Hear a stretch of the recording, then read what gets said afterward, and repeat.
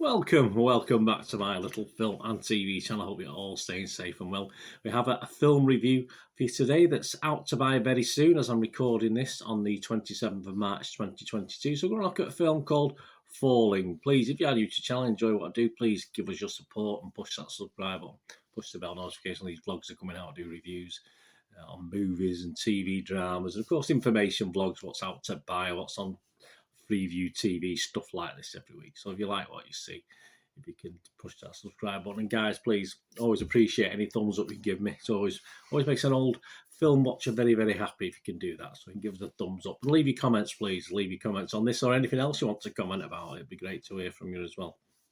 Right, Falling, a 15 certificate, 112 minutes, so quite long. Yeah, it didn't seem that bad. You know me on time of films. It seems long for this type of film, but it was fine. It was okay. It was written and directed by Viggo Mortensen, and it was his feature directorial debut. He did okay. I'll say that now.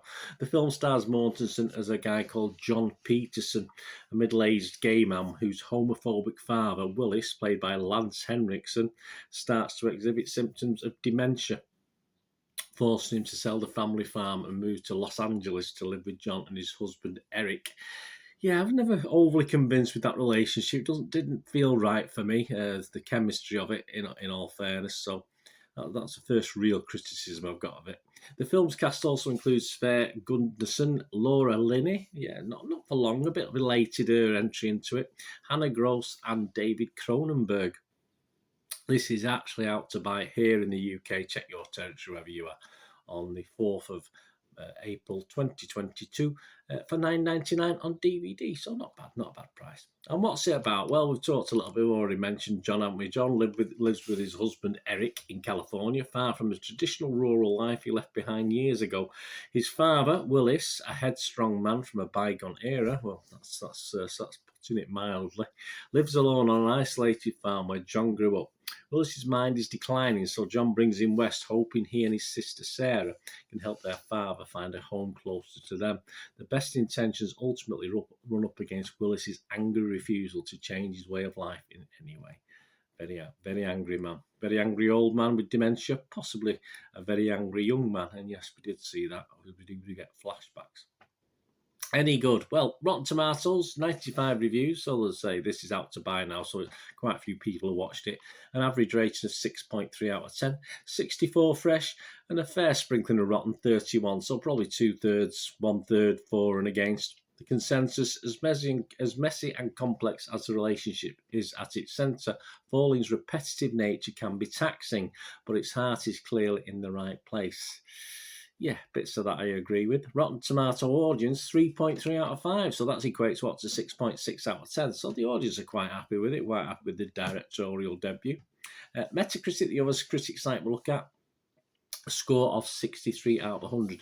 That's based on just 24 critics' reviews. 11 positive, 10 mixed, and just 3 negative. So again, overall, critically wise, it's doing pretty well.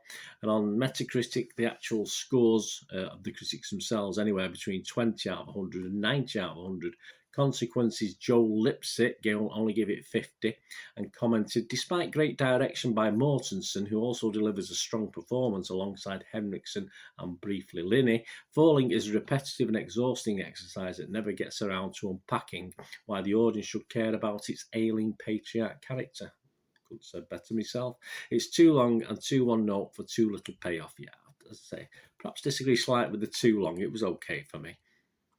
The Guardian, Peter Bradshaw, though, he liked it a lot more, the Guardian here in the UK. He gave it 80 out of 100 and said, it's really a valuable work, beautifully edited and shot, with a wonderful performance by the veteran actor Lance Henriksen, a sombre, clear-eyed look at the bitter endgame of dementia. We'll get on to another film that probably tackled it a lot better in a few moments. Joe Public, what did they think? What did you and me and the guys on the street think? Well, Internet Movie Database, a score of 6.5 out of 10. So again, we're getting a general, nothing gushing, but we're getting general positivity both from the critics and the public. And of that score, you've got 3,786 people scored it between 6 and 9. Very good, my high ratings, and 908 scored it between 2 and 5. So again, very much in the positive league with this one. So, for what it's worth, what are my little views? I'll give you all the other guys' views on it. As far as I'm concerned, yeah, it was a hard watch at times.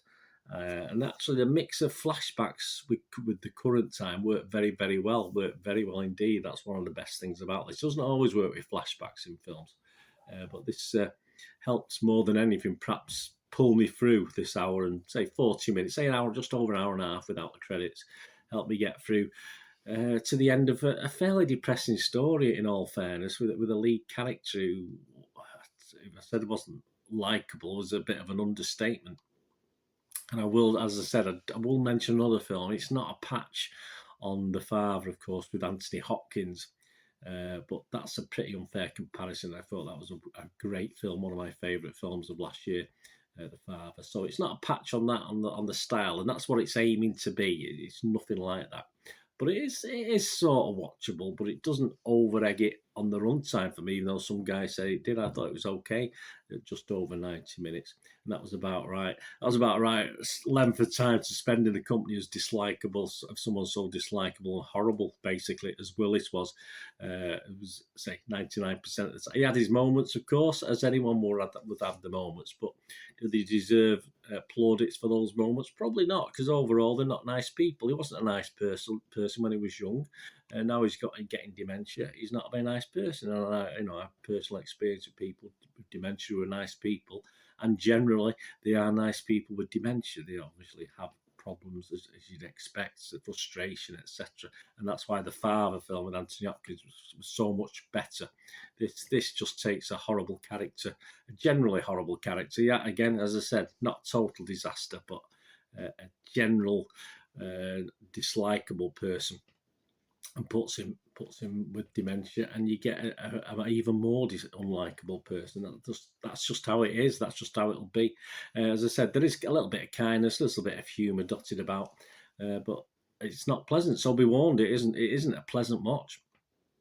And it's certainly not a film I would particularly want to watch again, although a couple of the actors did very, very well in it. Then they tried to give the main protagonist, or they did give the main protagonist, sort of happy ending as well, which, to be honest with you, I didn't really want him to have. Sounds horrible. That's just the effect the film had on me. It does sound horrible. That's just the effect, as I said, the character had on me. And as for the other characters, yeah, as I said, they're putting up with this horrible man. Well, a couple of the younger ones had sussed him out, and his immediate family were far too kind for him.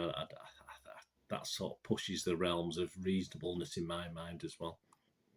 Laura Linney's character was almost painful to watch in her acquiescence of her dad. It was probably so beaten down when she was young and had to face so many horrible things that she just had been worn out by him. And so, obviously, her character was a bit of a funny one. I mean, she made a belated entrance anyway, and it's just so sad to see her like that as a character. Again, it was sad to see how she sort of was always not sticking up for her dad, but giving him so much leeway. And Viggo himself, he was too obliging in this as well. I'm sorry, it pushes the realms of human kindness. Viggo Mortensen as well in this, so it didn't quite work for me. I would have liked to see more, surely, reaction and pent up frustration of both Laura Linney's character and Viggo Mortensen's. I'm sure it would have happened. I would have liked to see more of that in the film as well. So for me, a sort of harsh story looked at the basis from a not a nice man, and that's what it is, without too much into detail on the family and the effects it had on them. Apart from the flashbacks, which give us a background to what happened. So not quite, as I say, not quite up there with a fantastic rating, but I am going to give it a 6 out of 10, a watchable rating, because it is watchable, and some great acting from all on screen, and even the younger actors as well.